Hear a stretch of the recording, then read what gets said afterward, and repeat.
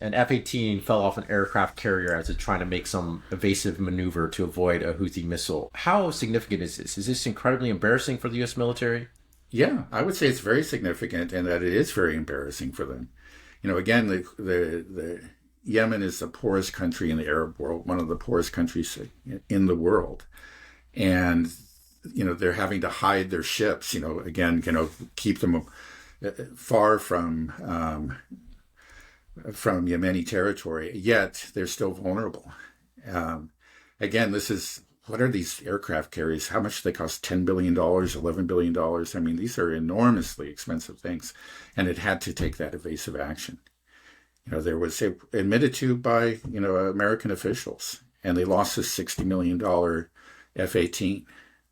Again shows that where we are, what warfare in the 20th century is about. It's about drones and missiles, much more than aircraft carriers. I think aircraft carriers, I know people, again, smart people whom I respect disagree, but I think the day of the aircraft carrier is coming to an end. If we have a real war with a peer adversary and there's an aircraft carrier involved, it's going to be sunk. Look, I mean, it's just like the Houthis themselves can threaten one of these, and it's incredible. Just quickly, since we mentioned aircraft carriers, I've heard two arguments. Like I think it's Mark Sloboda said that, well, the Chinese are doing it, and so he kind of respects Chinese strategic thinking. He might be right, but because they're building aircraft carriers. But I think the Chinese, like just every government in the world, is again sort of sometimes is irrationally attached to certain big ticket, big prestige items. As part of being a great power, we got to have an aircraft carrier. And I think it really is a mistake to invest in aircraft carriers. There was also a British Commodore who was saying, well, look, essentially an aircraft carrier is a floating airport. And these airports, they're hit again and again, but then they're quickly repaired. The problem with that argument is that airports can't sink. Of course. I know. I don't trust anything any British general says. They seem to be so incompetent. If they did the cranky one of the curse, this guy seemed to be pretty intelligent, but that didn't make any sense to me. So anyway, that's on the aircraft carriers. That's my position. I think the day is past. Yeah, they're useful when it used to be they were very useful when you're beating up on a poor third world country like Yemen. But now they're not even useful for that. That's what we're finding out. Right? Exactly. Exactly. Then, But then going back to Yemen, not only did they lose this F-18, but they have lost 22, 23 of these Reaper drones.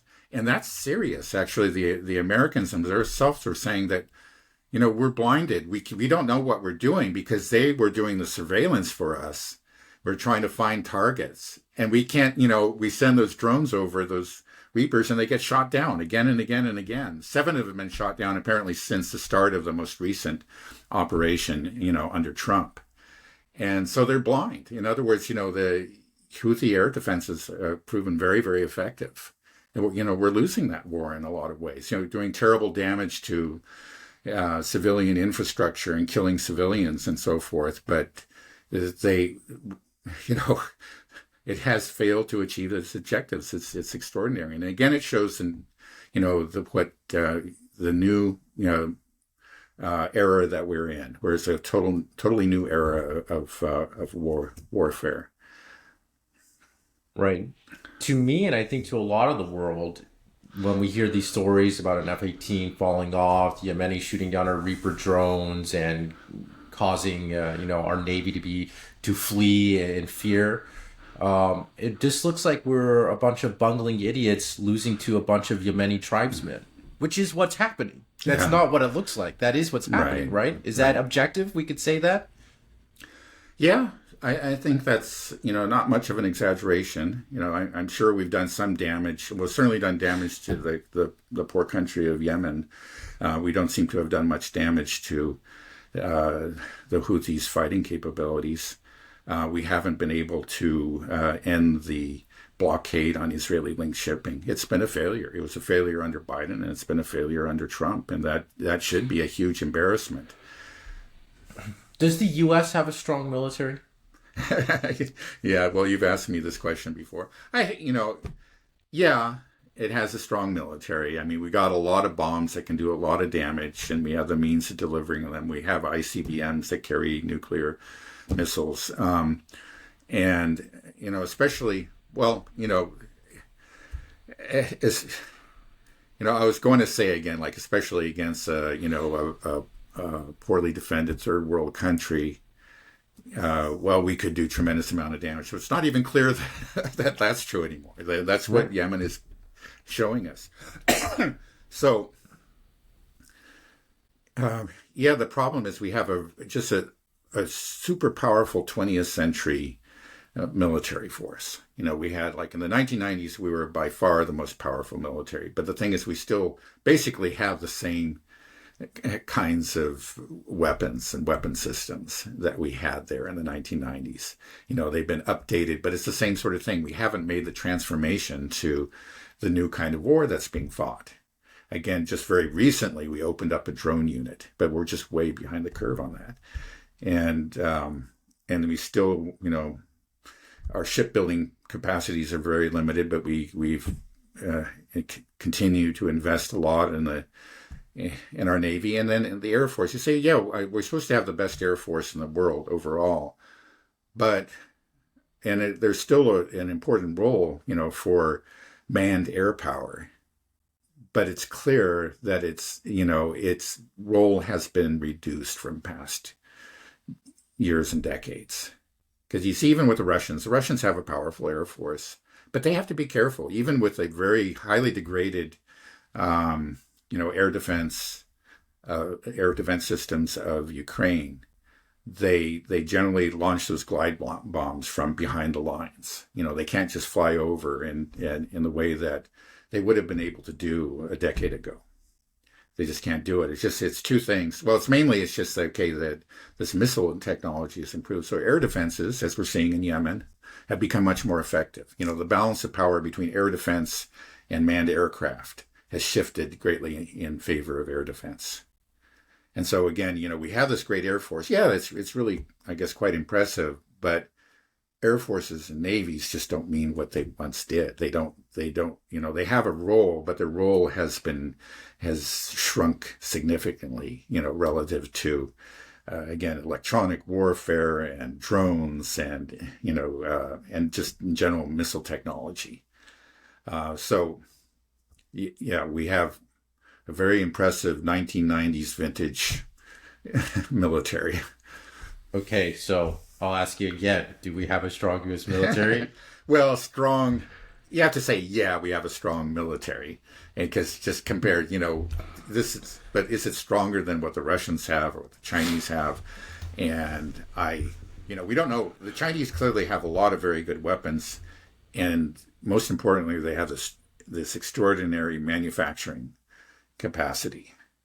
And what we've seen is that absent actually nuclear war, wars that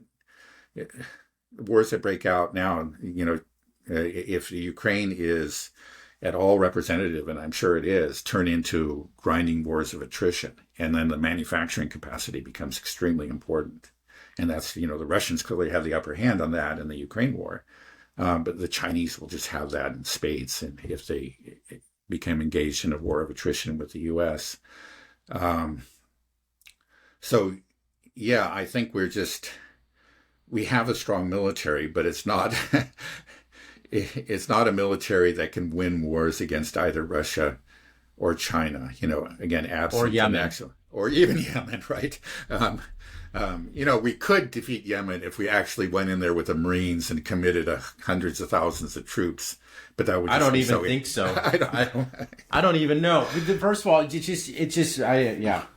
know if it's feasible. That we would even do it. If we could even get something like that is likely to bring in other countries, and then it would be, like Iran, I think would quite possibly would support them. Yeah, right, and then there's also the question of morale, and it's just like the Yemenis would know what they're fighting for, and the American soldiers were saying, "Why the hell are we here?" Well, it's because Israel wants to continue its genocide. That's what we're all about. Yeah, well, that's right. That's what.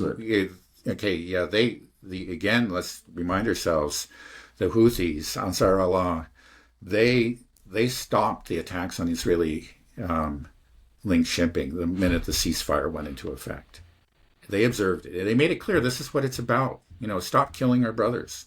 And then they started again the minute the ceasefire was broken by the U.S. and Israel. Yeah.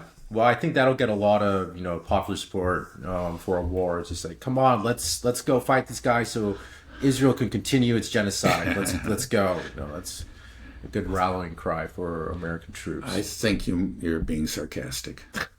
Yeah, it's just I asked you that question, and you always say that, yeah, we do have one, but then you have these caveats, like our strong military is in the 90s.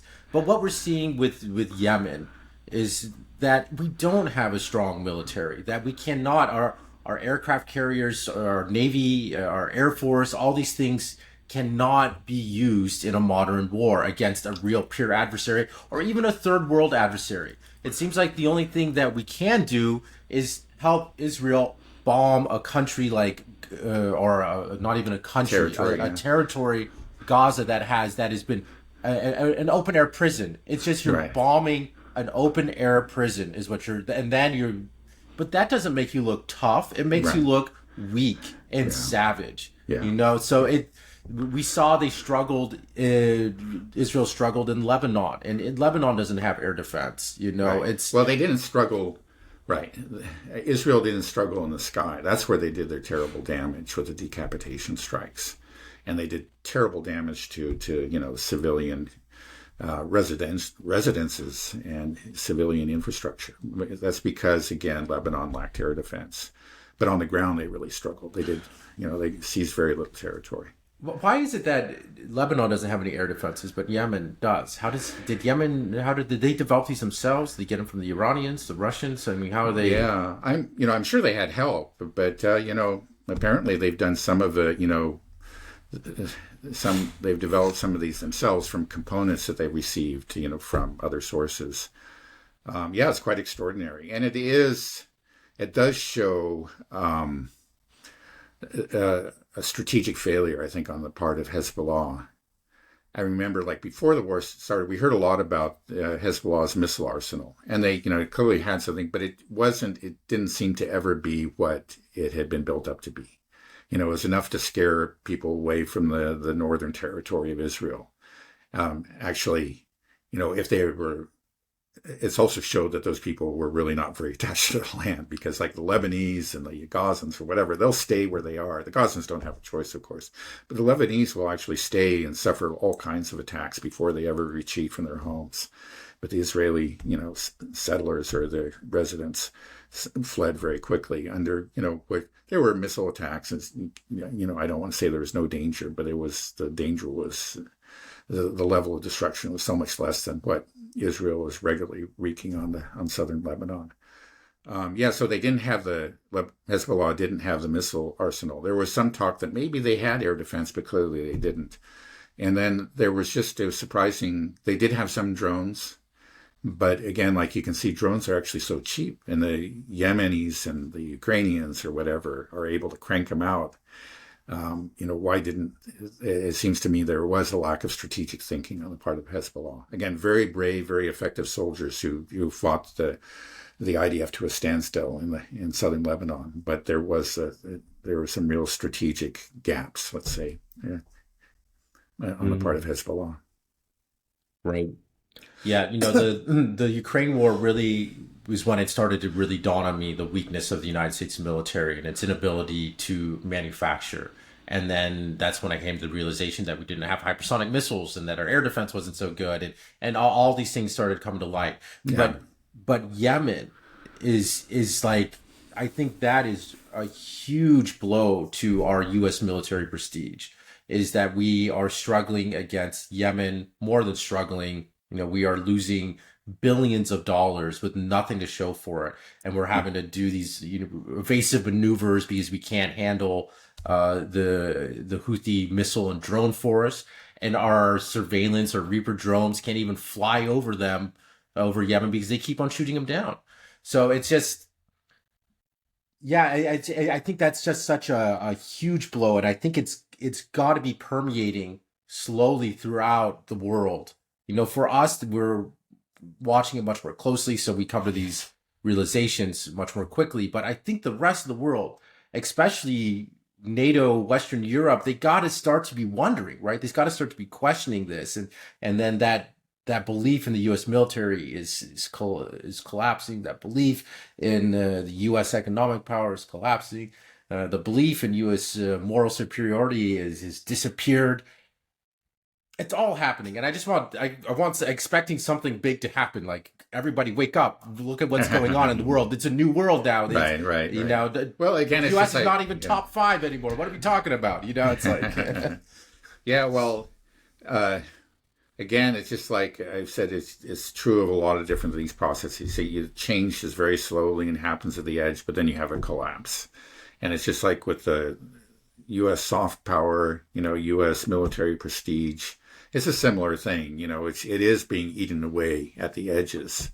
And there are more and more people, especially outside of the Western information bubble, that are seeing it. And I think there has been a real awakening. I mean, they're just sort of surprised. I mean, it's a surprise to me how weak the Americans have been, vis-a-vis Yemen, but also in Ukraine. Let's not forget that one after another American superweapon was introduced, and always to a great fanfare, and then each one of those fell flat on its face. The most recent one is like, okay, they took the small diameter glide bomb, and then they modified it. There was talk of that just a few months ago. Okay, we fixed that. Okay, we admit that the Russians, immediately neutralized that, but we went back to the drawing board, and we have made these small diameter glide bombs impervious to Russian EW. Now, either they've been real slow in delivering them, which just would be, it's not what you would expect, because in the past, usually when they make these announcements that we have this new weapon or this revised weapon, it shows up the next day. The weapon's already there. Yeah, it's already there, right? But we haven't heard anything about them. So it kind of makes me think that, okay, yeah, this new revised, upgraded wonder weapon has failed again. Right. And as far as I know, that's the only evolution that the West has done in terms of their munitions, their armaments, is that small diameter glide bomb. Everything else has just failed, but we haven't seen any improvements or ability to change or evolve in the war. It's been Russia and the Ukrainians with their own drones that have made any type of evolution. And the United States seems to be incapable of adapting, of evolving. So our military is just continue to get further and further behind, more and more outdated. Our stuff belongs in a museum now. Yeah. Probably one area where the Americans have been very helpful and continue to be helpful to the Ukrainians, probably more so than in the provision of equipment to the Ukrainians, is just the intelligence, data gathering by U.S. satellites mainly, and by U.S. drones. But in a real war with Russia, those would be shot down immediately. It's actually because it's a so-called proxy war that Russia feels like it can't shoot down the U.S. satellites. Because the U.S. does have an advantage in satellites. Now, the gap has been closed, I think, significantly over the last 3 years. The Russians have launched new satellites. But the U.S. still has an advantage there. But that's an advantage in a real war with Russia that would be gone like on the first day, because one of the first things the Russians would do would be to shoot down the satellites. These people that want war are so insane. The people that want America to go to war with Russia or war with Iran or China, they're just so nuts. It's like they just have they're not grounded in reality at all. They just don't care. Maybe they just want the whole world to burn. Yeah, well, I think there's that. There is a kind of a lust for war, and it's war is exciting, and but of course you imagine that you yourself don't get hurt and your country emerges victorious. That's the idea, and that may be. I don't think that's the way that such a war would end. Unfortunately, not for the Americans. Again, if it's nuclear, we could all lose.